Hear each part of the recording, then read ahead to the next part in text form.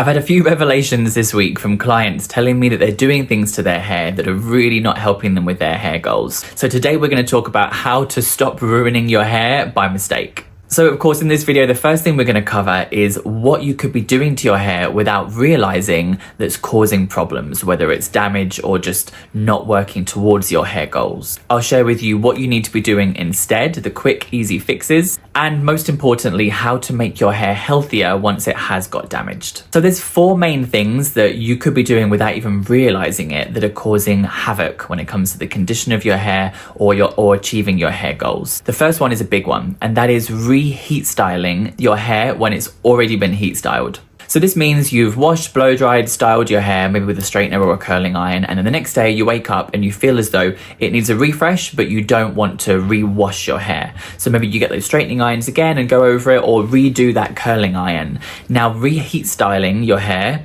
the day after it's already been heat styled is so much more damaging for the bonds and molecular structure of your hair than washing it and resetting it that way. And that's because when you heat style the hair, those bonds become fixed. So by reheat styling your hair the next day, you're kind of forcing them apart and refusing them together. And chances are you're probably not topping up your heat protection that next day either. The second thing is you're not tying your hair up properly, or you're doing it too often. So maybe you're getting some breakage around your hairline, maybe you're getting breakage in a ring from where that ponytail sits.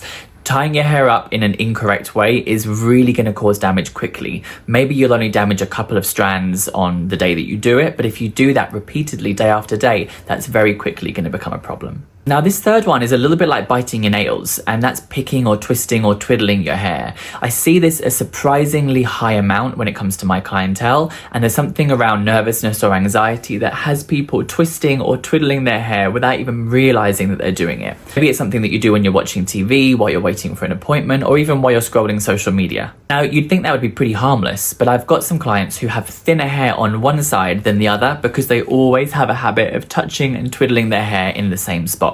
Now, extreme cases of this can be labeled as trichotillomania, which is like a picking of the hair or skin. But what's most important here is to try and exercise mindfulness. But I will say this is a difficult habit to break. Much like biting your nails, it's really hard to discipline yourself to stop twisting or twiddling your hair. But there is one thing I can share with you that might help. And the last one is using the wrong brush for the wrong thing. So when it comes to detangling your hair, we never want to be using a blow drying brush, like a round ceramic brush, for detangling the hair. That's not what it's designed to do, and chances are it's going to be much too sharp and much too rough. The best thing to do when it comes to detangling is use a soft brush that has multiple levels of bristles, so multiple lengths of bristles across it. Detangle from the bottom and gradually work up to the top. A round brush is specifically for blow drying volume or flick or curl into your hair. So what to do instead? How do we give you alternatives to stop damaging your hair by mistake? When it comes to the need to reheat style your hair the next day or the day after you've already heat styled it, if you must do it, and I understand that sometimes you must, get a really good heat protecting spray that's designed for purpose. I got 2 favorites. One of them is Evo Icon Welder, and the other one is Orbe Mystify. Now both of these can be used on wet or dry hair, so you can reapply them to your dry hair, let them air dry in, or give them a blast with the hairdryer on cool. You never want to put direct heat on hair that feels damp to the touch, no matter what the product is. And then you can heat style, knowing there's at least a little bit more protection. If you feel like you've got a lot more heat styling to do, it's probably better to re-wash your hair and start from scratch. Now, I know that seems like a lot of work, but it can be a lot better for the health of your hair long term to do it that way. Okay, so when it comes to tying your hair up, whether it's when you sleep, when you exercise, or just day to day, there's a few changes you can make to make sure that you're doing it in a healthier way. The first is invest in chunky silk scrunchies, the thickest scrunchies you can find. I've said this in previous videos, but it really makes all the difference using a thick scrunchie than a skinny little elastic band. Always try and tie your hair up low rather than high, but if all else fails, just make sure that you're not tying it up in the same place every single day. Now, twiddling or twisting the hair, this is a difficult one, but really try to exercise mindfulness and keep your mind in the present moment.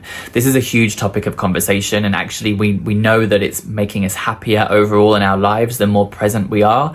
So try to recognize and remember when you're twiddling your hair and figure out what could be causing that nervousness or anxiety. Now, a quick fix is carry a little bottle of serum or oil with you and massage that into your hands before you start twiddling. So when you catch yourself, hopefully you have that bottle to hand somewhere, and at least you're twiddling in serum, so you're kind of softening the hair rather than pulling at it. But a fail-safe rule is when it comes to detangling your hair, imagine you're detangling a small baby or a child. You're really combing the hair at half the speed than you normally would, and that's going to minimize any breakage that could occur. Now, I've been a hairdresser for 16 years, and these are the most common by far of all the ways that I see people damaging their hair by mistake. Which ones of these do you do? And is there anything else that you've realized that I haven't mentioned that causes damage to your hair? Let me know in the comments, and I'd love to hear.